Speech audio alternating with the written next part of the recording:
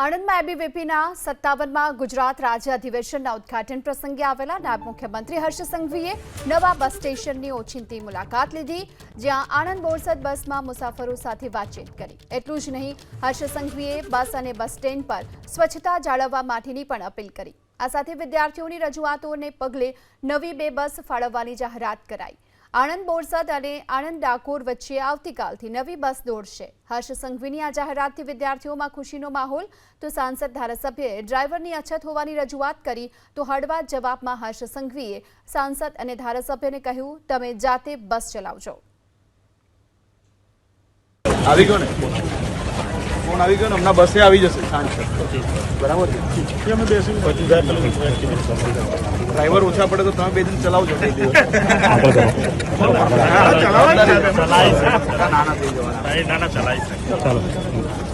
તમે વ્યવસ્થા જોઈ લેજો, કઈ જરૂર હોય તો મને કહેજો.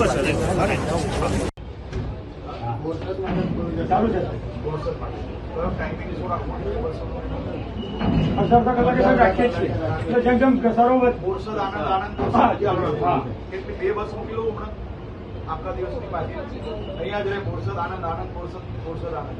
તો તમારે કેવું રહે? શૂટિંગ છે સાહેબ, ચાલુ જ છે. હજી વધારે જરૂર છે કેમ કે વિદ્યાર્થીઓ વધશે એમ અમે મૂકીશું. સાહેબ એવું પૂછે છે કે આનાથી વધારે બસો જરૂર ખરી. હા, જરૂર ખરી. રૂટમાં શોર્ટ પડે છે ના, એટલે આજુબાજુ ઓકે. એ બસ 3 બસ આપી લઉં તમને. એક બોરસદ આનંદ, બોરસદ આનંદ જ થાય નહીં. ઉમરેઠ ના કરાવી આનંદ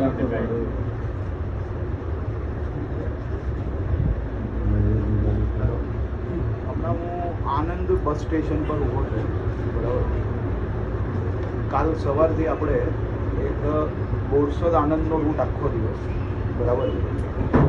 બોરસદથી આનંદ જાય, આનંદથી બોરસદ, બોરસદથી આનંદ, આનંદથી બોરસદ, સવારથી સાંજ તક, બરાબર. અને બીજો એક રૂટ જોઈએ છે, 2 બસ નવી નીકળવાની. આણંદ ડાકોર, આણંદ ડાકોર, આણંદ ડાકોર. એક રિક્વેસ્ટ, બોરસદ જે ગાડી હતી આપણે જૂના બસ સ્ટેન્ડ સંચાલન કરે. જૂના બસ સ્ટેન્ડ મૂકવાની. જૂના બસ સ્ટેન્ડ થઈને અહીંથી જૂના બસ સ્ટેન્ડ, નવામાંથી જૂના બસ સ્ટેશન માં જાય. બરાબર છે. તમે હમણાં યોગેશભાઈને મીટર